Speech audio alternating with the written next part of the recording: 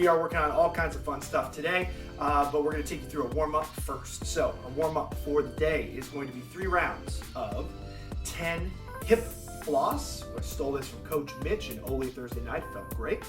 10 single leg glute bridges to get the glutes fired up. 10 sit-ups, and then we're gonna hang out at the bottom of the squat for 10 seconds because we're working towards a really interesting pose today called crow pose.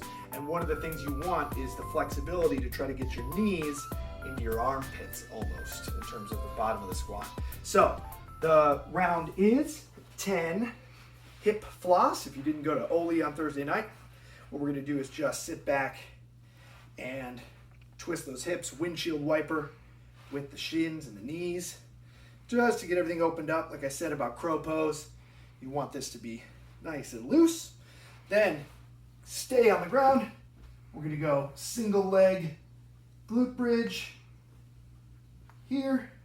You can also bend the knee, doesn't matter, but I like to have my toes up. I find I get more hamstring recruitment there. While you're down here, 10 sit-ups, and then we're gonna spend 10 seconds at the bottom of your squat. So what we're shooting for here is sort of knees into armpits level of squat. Now notice that that puts my back in a position where we would normally tell you not to be if you had a bar on your back, if you're trying to move some sort of load, which is the dreaded dog poop squat here. So I'm actually tucked under. I'm just trying to really get it opened up here at the bottom, way, way, way bottom, because I'm gonna want this later to try to get my knees really high on my triceps, okay? So we'll do 3 rounds of that, and then we're gonna move into part 1, which is 10 minutes to work on crow pose. This is a really challenging movement that we wanted to kind of spice things up at home and just do something that isn't a plank or a handstand. It works on your core, it works on your hamstrings, it works on your flexibility, and it builds big, strong shoulders and arms, okay? So the crow pose is a really difficult progression to get to, and the coach in class will give you a progression on the way. But what I would recommend if you are at home is to start by just trying to get that knees into armpits or knees onto the back of your triceps position and start to lean your body forward a touch just to see what it feels like to sort of try to displace your weight. So if I get into this position here, this feels fine. But then the more I lean myself onto my arms, the harder it's going to be. So even just holding that, where I didn't even get my toes up, is really challenging. And that's sort of the same thing we would do with handstands and stuff like that. Make sure you can support yourself before you try to go for the whole thing, right? So after that, what I'd recommend is trying to pick up one foot. Oh, and balance. And then switch. Try to pick up the other foot. And balance. Oh my gosh, that's really hard. So that would be the next step. Then, if you're feeling that, another thing you could do, depending on what you have hanging out at home, is you could grab something soft, like a yoga block, or pillows, or I tried to use my couch. It was a little too high for balancing.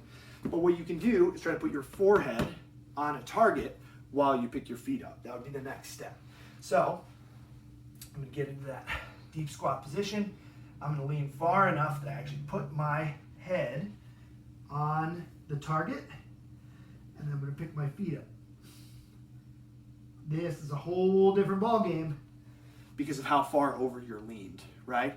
Then the idea would be, I'll try it in a moment. I'll disclaimer, I've never done this before. So I'm working on it too, and I will spend my 10 minutes on Saturday working towards crow pose.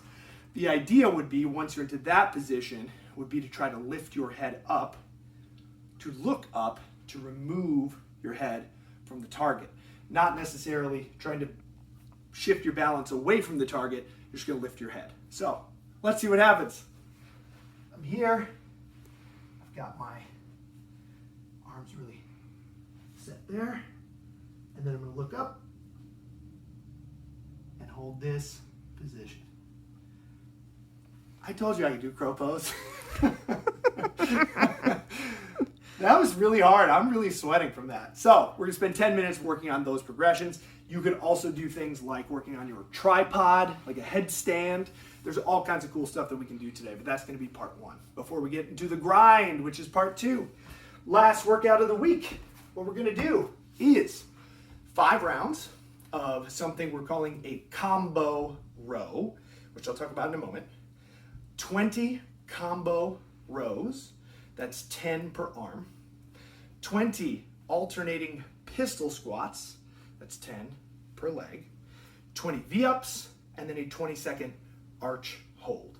So the first move to that is the combo row. The reason I'm calling it that is because we're going to combine a bent over row and a Romanian deadlift. So for the Romanian deadlift, what I would do is just hinge with a flat back to about mid-shin and stand up. That's going to be great for the hamstrings, everything on the back of your body. If I was going to do bent over rows, I would hinge and stay here while I'm doing my rows. So all we're going to do is combine the 2 elements. You're going to do down, row, and then stand. RDL, row, stand. That's 1. Down, row, stand. That's 2. Down, row, stand. That's 3. So for every 1 rep, you're getting a full Romanian deadlift and a bent over row. So we're going to keep you moving in a slightly different way. That's 10 per arm. You can break those up however you want. If you do 10 and 10, 5, 5, 5, 5, it's up to you. Deadlift, row, stand. Combo row. Then we're going to do 20 alternating pistols. We've been doing a lot of pistol work lately, so hopefully you have a substitution for that ready to go. But that would be either sitting to a target and coming up, or you could do a reverse lunge and come up, or you can do a pistol substitution like a toe spot or calf spot, or use something for balance like a PVC pipe. There's all kinds of different versions. Hopefully you have one by now. If you don't, let me know. 20 V-ups. As per usual, I'm going to recommend you try to get legs long, toes pointed, and come up all at once. But if you can't, you can bend the knees or just come up segmented. Break it up. Roll it over. 20-second arch hold for 5 rounds. So that's going to be a big one. I like that one. That's going to be fun.